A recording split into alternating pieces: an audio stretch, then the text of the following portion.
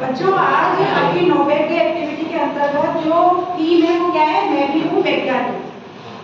ठीक है, तो आप में से कितने बच्चे वैज्ञानिक बनना चाहते हैं? किसी की इच्छा है कि भाई मैं भी वैज्ञानिक बनूंगा? सब सोचते हैं मैं डॉक्टर बनूंगा, मैं इंजीनियर बनूंगा, है ना, टीचर बनूंगा। तो बताओ वैज्ञानिक कौन कौन बनना चाहता है? चलो एक बच्चा भी वैज्ञानिक बनना चाहता है ना। वैज्ञानिक हम बने ना बने, लेकिन हमारे अंदर वैज्ञानिक वाला गुण होना चाहिए, है ना। कोई भी चीज उसमें हमें खोजबीन करने की आदत होनी चाहिए कि ये है तो क्यों है, ऐसा है तो कैसा है, क्यों है, क्या है। ये क्वेश्चन हमारे दिमाग के अंदर होने चाहिए। हर चीज को जानने की उत्सुकता होनी चाहिए। ये नहीं हम कुछ भी देख रहे हैं, अरे नहीं है तो क्यों है, कैसे है, किसने बनाया, कब बनाया, मैं क्यों नहीं बना सकता। एप्पल ही तो गिरा था, एप्पल ही गिरा था ना, उस पे आज कितनी बड़ी साइंस बन गई, न्यूटन का, है ना। गिरा तो एप्पल ही था, तो उन्होंने क्यों सोचा कि ये क्यों गिरा, नीचे ही क्यों गिरा, ऊपर क्यों नहीं गया, है ना। तो हर चीज में, हर गतिविधि में कोई ना कोई वैज्ञानिक गुण होता है। हर जगह कहीं ना कहीं आप ढूंढोगे तो कुछ ना कुछ उसमें विज्ञान निकलेगा, है ना। तो यहाँ पर भी मैंने आप लोगों को कुछ देर पहले कहा था कि आप विद्यालय का भ्रमण करने जाओ और विद्यालय के भ्रमण में आपको जो चीज नजर आती है उस चीज के बारे में चित्र बना के मुझे बता सकते हो, या उसकी विशेषताएं मुझे बता सकते हो। आपने क्या देखा उसके बारे में आप मुझे बताओ, क्योंकि आपको विद्यालय में भ्रमण करने के लिए बोला। हमारे विद्यालय में तीनों तरफ गार्डन बना हुआ है, तीन तीन गार्डन है, किसी भी विद्यालय में इतने गार्डन नहीं होंगे, है ना, पर हमारे यहाँ पर है और काफी कुछ है हमारे विद्यालय में देखने के लिए। तो आप लोगों ने अपने विद्यालय में भ्रमण किया, बहुत दूर देखा। मैंने आपसे ये भी कहा था कि आप पक्षियों के, जानवरों के पंजों के बारे में भी बता सकते हो। ये लोग कहाँ रहते हैं, पक्षी है, जानवर है, ये रहते कहाँ है, उस जगह को आप जानो। इनके घर क्या होते हैं, है ना, इनका खान पान क्या होता है, उसके बारे में आप बता सकते हो। तो जो भी कुछ आपने देखा है उस चीज के बारे में आप मुझे बताएंगे, ठीक है। और इसको जानने का एक मकसद बस यही है बच्चों कि आपके अंदर कितनी जिज्ञासा थी, आपने जो देखा वो किस नजर से देखा और उसको आप किस तरह से यहाँ पे हमारे सामने बता सकते हो, ठीक है। तो आप में से जिसने भी चित्र बनाया है, एक यहाँ पे आ जाओ बताने के लिए, किसने बनाया चित्र। देखो ये तोता बनाया है, सबको दिख रहा है, क्योंकि अपने यहाँ जो ग्राउंड में बीच में इतना बड़ा पेड़ है उस पर शायद 40-50 तोते रहते हैं। तो इसमें वाकई में सही चीज देखी है, भ्रमण करने पे इसको बिल्कुल सही चीज मिली कि इसने तोता देखा है, इस तरह, है ना। तो अब आप मुझे बेटा इसके बारे में थोड़ा बताओगे कि तोता क्या होता है, कैसा होता है, कैसे चोंच होती है, थोड़ा सा बताओगे, डिस्क्राइब करोगे। तोते की चोंच लाल होती है, तोता मिर्ची खाता है,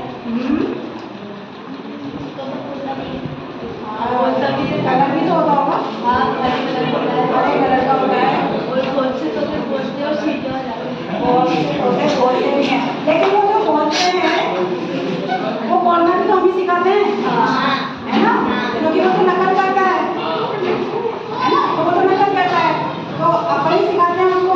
और वो तोते भी बहुत कम होते हैं जिस तरह से बोलना सीख जाते हैं आपकी बदल में। चलो बहुत बढ़िया, मैंने इतना अच्छा चित्र बनाया और उसके बारे में बताया। अब कोई और बताएगा किसने बनाया चित्र। शाबाश, आ जाओ, क्या बनाया आपने। मैंने बहुत बढ़िया।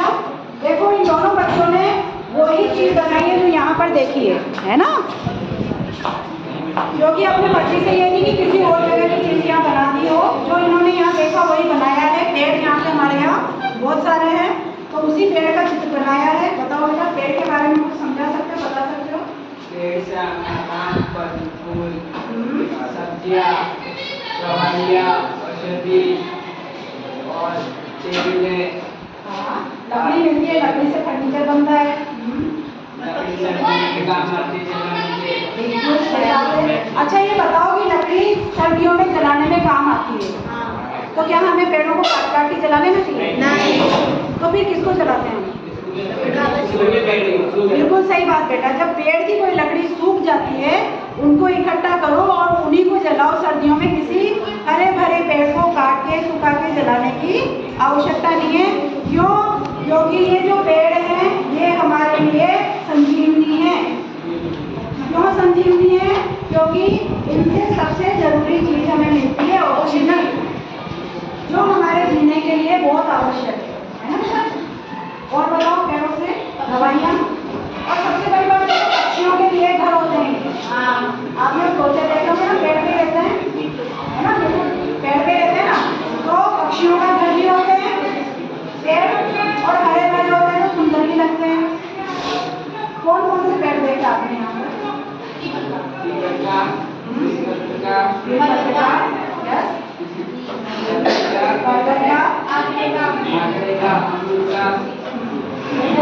जामुन बहुत बढ़िया, शाबाश। पेड़ के बारे में जो इसने देखा और जो महसूस किया उसको शब्दों में पिरो के चित्र के साथ में लिखा है। तो उन शब्दों को ये आपके सामने बयान कर रहा है कि क्या क्या इसके मन में विचार उत्पन्न हुए पेड़ को देख। पेड़ हमारे जीवन जीने का एक सहारा है। वृक्ष हमें छाया प्रदान करते हैं और हमें ऑक्सीजन भी प्रदान करते हैं, जिससे हमें सांस लेने में आसानी होती है। हमें ज़्यादा से ज़्यादा मात्रा में पेड़ लगाने चाहिए और पेड़ों की कटाई को रोकना चाहिए। वृक्षों से हमें फल फूल आदि प्राप्त होते हैं। वृक्षों का होना बहुत जरूरी है, इससे ही मानव जीवन संभव है। बहुत बढ़िया, देखो सही बताया मानव जीवन के लिए। बच्चों अभी आपके सामने दो बच्चों ने पेड़ के बारे में बताया, उन्होंने अपने विचार प्रकट किए उनके बारे में। बहुत ही अच्छी बात है। मैं तो कहती हूँ आप सब बच्चों को एक एक पेड़ अवश्य लगाना चाहिए और उसकी रक्षा करनी चाहिए। उसको पालो, बड़ा करो और जहाँ तक हो सके फल वाले पौधे लगाओ ताकि सबके लिए फायदेमंद हो। अब आप इसके बारे में बताओगे? वाटर कूलर, बिल्कुल सही बात है। अपने यहाँ वाटर कूलर है और आप जानते हो पानी के बिना तो जीवन ही संभव नहीं है ना? पानी तो बहुत जरूरी है ना आपके लिए। तो बस इन्होंने वाटर कूलर देखा क्योंकि इनको प्यास बहुत लग रही है उसको। चलो बताओ। वाटर कूलर में अच्छा पानी रहता है, उससे हमारे शरीर को कुछ बीमारी पानी से तो होने वाले रोग से हमें बचाता है, लोगों में शीतल और ठंडा जल प्रदान करता है। बिल्कुल सही है, बिल्कुल सही बताया ना। और आप में से भी किसी ने देखा होगा वाटर कूलर, तो उसके बारे में कोई और भी बताना चाहता है? बताना चाहता है? चलो, वाटर कूलर तो एक मशीन है जिसमें पानी अपना ठंडा हो गया, उसके साथ में अगर एक्वागार्ड लग गया तो पानी शुद्ध हो गया। पानी शुद्ध भी हो रहा है और ठंडा भी हो रहा है और आपको शुद्ध और ठंडा पानी मिल रहा है। तो यहीं से अपने बात निकली है पानी की, है ना? वाटर कूलर की यहीं से बात क्या निकली है? पानी की। तो पानी के ऊपर ही कुछ बता दो।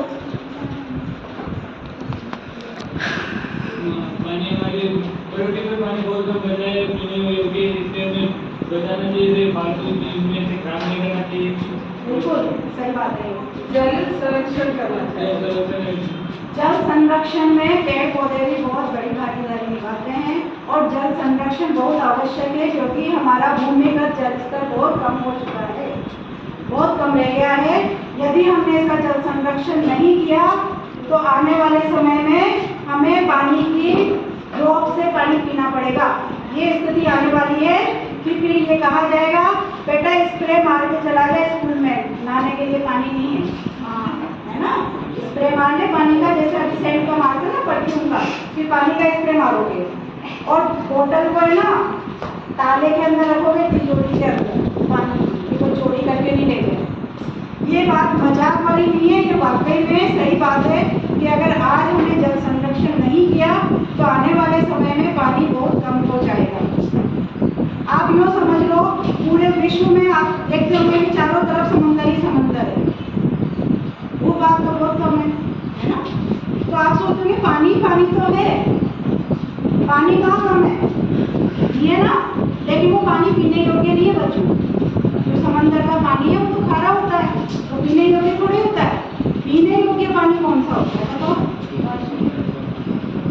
जो जल नीचे भूमिगत है उसको जब हम निकालते हैं पंप के सहारे या हमें जो घर पे सप्लाई होता है तो वो पानी साफ होके आता है, जो हमारे नहरों में है, नदी में है, वो पानी हमारा पीने योग्य है। तो ये जो भूमिगत जल स्तर है बच्चों, ये बहुत कम हो चुका है। इसको हम अगर व्यर्थ बहाएंगे, क्योंकि अब हमने जमीन तो छोड़ी ही नहीं है। जैसे जैसे जनसंख्या का विस्तार हो रहा है वैसे वैसे जमीन को भी पक्का करते जा रहे हैं, खेतों को कम कर दिया गया है और बिल्डिंगें बनती जा रही है, तो जो पानी है वो कहीं रम ही नहीं रहा है ना, जमीन के अंदर जा ही नहीं रहा है पानी। जब जमीन के अंदर पानी जाएगा ही नहीं तो भूमि का जल स्तर बढ़ेगा ही नहीं, और भूमि का जल स्तर बढ़ेगा नहीं तो आने वाले समय में हम बिल्डिंगों में ले लेंगे लेकिन पानी मिलेगा ही नहीं। तो बहुत आवश्यक है कि हम पानी की रक्षा करें, उसको व्यर्थ ना बनाएं। बहुत बढ़िया। और बताइए आपके सामने अब चंचल बताइए ना, तो इसमें आज विद्यालय भ्रमण में जो देखा है वो बताइए क्या क्या देखा है।